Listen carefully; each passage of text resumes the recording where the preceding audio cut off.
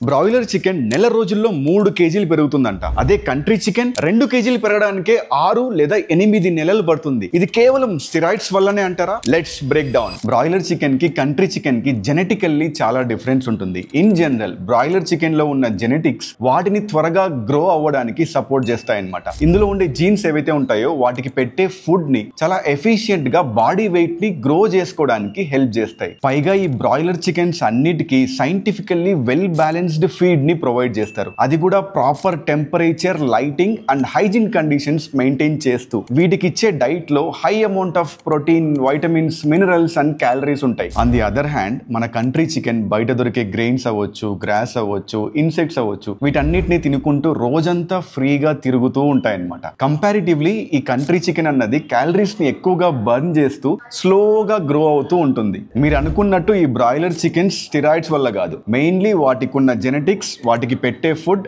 అవి పెరుగుతున్న ఎన్వైర్న్మెంట్ వల్ల ఫాస్ట్ గా పెరుగుతాయన్నమాట. తినడానికైతే రెండూ సేఫే. మీకేది నచ్చితే అది ప్రిఫర్ చేయండి. Hope you got your answer.